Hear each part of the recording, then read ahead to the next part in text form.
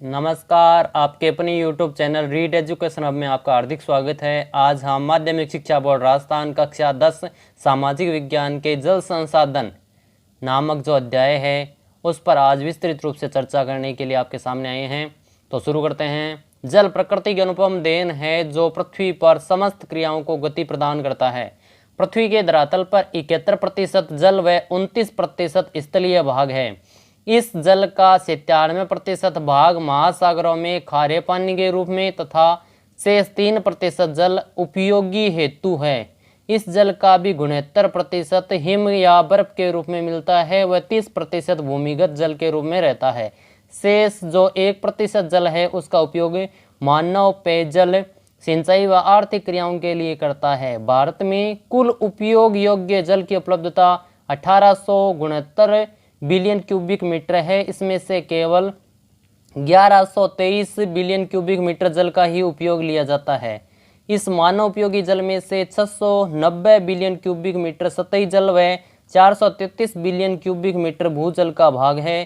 सन 2000 में भारत में जल की कुल आवश्यकता 634 बिलियन क्यूबिक मीटर तथा सन 2025 में यह मांग बढ़कर 1023 बिलियन क्यूबिक मीटर के आसपास हो जाएगी। जल प्रबंधन पढ़ते हैं आगे। वर्षा जल का अधिकांश भाग नदियों के माध्यम से समुद्रों में व्यर्थ में चला जाता है।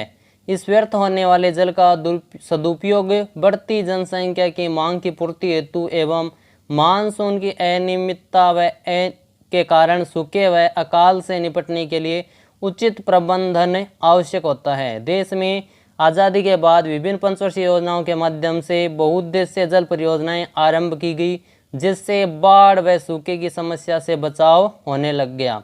वहीं बिजली, पेयजल आपूर्ति, सिंचाई, मछली पालन व पर्यावरण संरक्षण में भी सहयोग मिला है।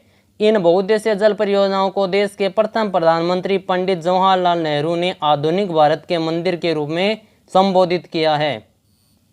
भारत में इन परियोजनाओं का संचालन राज्यों व केंद्र सरकार के माध्यम से किया जाता है। केंद्र सरकार के द्वारा महत्वपूर्ण योजनाएं जैसे कि भाखड़ा नांगल, रिहंद, दामोदर, हीराकुंड, कोसी, टिहरी आदि का क्रियान्वयन भी किया जा रहा है। राज्य सरकारों के माध्यम से चंबल परियोजना मध्य प्रदेश व राजस्थान, नागार्जुन सागर परियोजना आंध्र प्रदेश, तुंगभद्रा परियोजना आंध्र प्रदेश व कर्नाटक, सरदार सरोवर परियोजना गुजरात, मध्य प्रदेश व राजस्थान, मयूराक्षी या फरक्का परियोजना पश्चिम बंगाल, माही परियोजना गुजरात व राजस्थान, गंडक परियोजना बिहार व उत्तर प्रदेश, मचकुंड परियोजना आंध्र प्रदेश व ओडिशा जैसे विभिन्न परियोजनाओं का भी संचालन किया जा रहा है। अब पढ़ते हैं सबसे पहले भाखड़ा नांगल परियोजना के बारे में।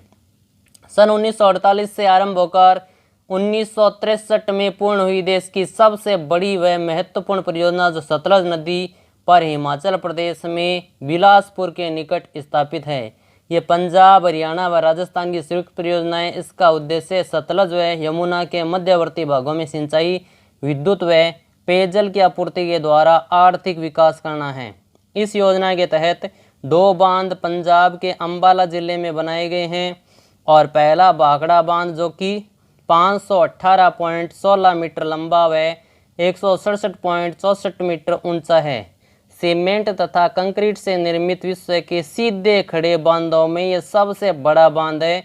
दूसरा भाखड़ा बांध से 13 किलोमीटर नीचे नांगल नाम के स्थान पर बनाया गया है, जो कि भाखड़ा बांध के अतिरिक्त जल को संचित करने के उद्देश्य से भी बनाया गया है।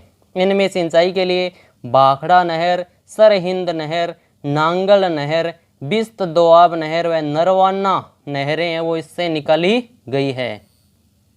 आगे बढ़ते हैं। दामोदर घाटी परियोजना स्वतंत्र भारत की प्रथम महत्वपूर्ण परियोजना जो कि पश्चिम बंगाल व झारखंड की संयुक्त परियोजना है। इसे पश्चिम बंगाल में शोक कही जाने वाली दामोदर नदी पर 1948 में आरंभ किया गया। बंगाल में मार्ग परिवर्तन, अपरदन व बाढ़ के लिए कुख्यात थी। यह नदी छोटा नागपुर के पठार के पूर्व की ओर बिहार व झारखंड में 290 किलोमीटर व पश्चिम बंगाल में 240 किलोमीटर बहकर हुगली नदी में गिरती है। बाराकर, बोकारो व कोनार इसकी महत्वपूर्ण सहायक नदियां हैं। इस नदी के द्वारा 18,000 वर्ग किलोमीटर क्षेत्र बाढ़ व अपरदन से प्रभावित होता है। इसलिए भारत सरकार ने अमेरिका की टेनेसी घाटी परियोजना निगम के प्रारूप के अनुसार भारत में दामोदर घाटी निगम की स्थापना की। इस परियोजना का उद्देश्य पश्चिम बंगाल व झारखंड के नदी घाटी का आर्थिक विकास कर स्थानीय निवासियों के जीवन स्तर में सुधार करना है। इस योजना में बाराकर नदी पर मेंथान, बाल पहाड़ी व तिलैया बांध, बोकारो नदी पर बोकारो बांध, कोनार नदी पर कोनार व दामोदर नदी पर अघर बांध, बरमो बांध, बाल पहाड़ी 8 बांध, एक दुर्गापुर अवरोधक बांध, बोकारो, चंद्रपुर व दुर्गापुर में 3 जल विद्युत गृहों का निर्माण व 2500 किलोमीटर नहरी प्रणाली का भी विकास किया गया है। आगे पढ़ते हैं हीराकुंड परियोजना। प्रायद्वीपीय भारत की महत्वाकांक्षी परियोजनाएं जो कि ओडिशा के शोक के रूप में प्रसिद्ध नदी महानदी पर भारत सरकार के द्वारा ओडिशा राज्य में स्थापित की गई है। महानदी जो कि छत्तीसगढ़ में बस्तर की पहाड़ी से निकलकर ओडिशा व नदी घाटी क्षेत्रों में मानसून काल में बाढ़ की स्थिति पैदा कर देती है। शेष समय में सूखे व काल की स्थिति भी उत्पन्न हो जाती है। भारत सरकार ने 68 करोड़ की लागत से संबलपुर में 14 किलोमीटर ऊपर की ओर हीराकुंड बांध बनवाया है। ये विश्व का सबसे लंबा बांध है जिसकी लंबाई 4801 मीटर व जिसमें से 810 करोड़ घन मीटर जल संचित होता है। इसके अंदर इतनी इनकी भराव क्षमता।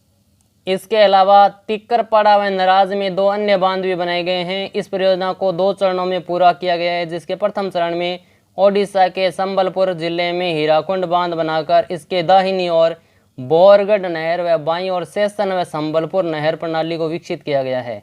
दूसरे चरण में भी 4 विद्युत गृहों का निर्माण किया जाएगा। राजस्थान में बहुउद्देशीय परियोजनाएं, राजस्थान में बहुत सारी परियोजनाएं जिन पे बांधों का निर्माण, सिंचाई का या अन्य उद्देश्यों से भी बांध बनाए गए हैं। मुख्य रूप से माई बजाज सागर चंबल परियोजना भी है। इसके अलावा जाखम बांध परियोजना है। बहुत सारी परियोजनाएं, तो उनको हम विस्तार से अगले अध्याय में पढ़ेंगे। आगे देखते हैं। भारत विश्व की वृष्टि का 4% हिस्सा ही प्राप्त करता है और प्रति व्यक्ति प्रति वर्ष जल उपलब्धता के संदर्भ में विश्व में भारत का 133वां स्थान है। वर्तमान समय में भारत में कुल विद्युत का 22% भाग जल विद्युत द्वारा प्राप्त होता है। इस साल से 1 शताब्दी पहले इलाहाबाद के नज़दीक श्रीगंवेरा में गंगा नदी के बाढ़ के जल को संरक्षित करने के लिए एक उत्कृष्ट जल संग्रहण तंत्र बनाया गया था। चंद्रगुप्त मौर्य के समय वृहत स्तर पर बांध बनाए गए, झीलें बनाई गई व सिंचाई तंत्रों का निर्माण किया गया। कलिंग ओडिशा, नागार्जुन कोंडा आंध्र प्रदेश, वेन्नूर कर्नाटक व कोल्हापुर महाराष्ट्र में उत्कृष्ट सिंचाई तंत्र के साक्ष्य मिले हैं। 14वीं शताब्दी में इल्तुतमिश ने दिल्ली में सिरी फोर्ट क्षेत्र में जल की सप्लाई के लिए हौज खास एक विशिष्ट प्रकार का तालाब का निर्माण करवाया था। लोकप्रिय बांधु गीत जो दामोदर घाटी क्षेत्र में गाया जाता है, जो बाढ़ के दौरान आने वाली समस्याओं का वर्णन करता है।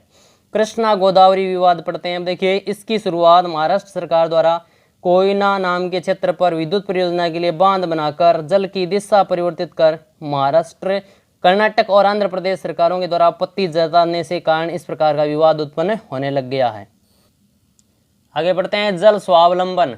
वर्तमान में भूमिगत जल, गिरते जल स्तर व स्थानीय स्तर पर प्रचलित जल स्रोतों की दुर्दशा व बड़े बांधों में बढ़ती मिट्टी की गाद व वर्षा की कमी के कारण जल संकट की विकट परिस्थितियां उत्पन्न होने लगी है। इस कारण भारत सरकार ने जल क्रांति अभियान, राजस्थान सरकार ने मुख्यमंत्री जल स्वावलंबन कार्यक्रम आरंभ किए हैं।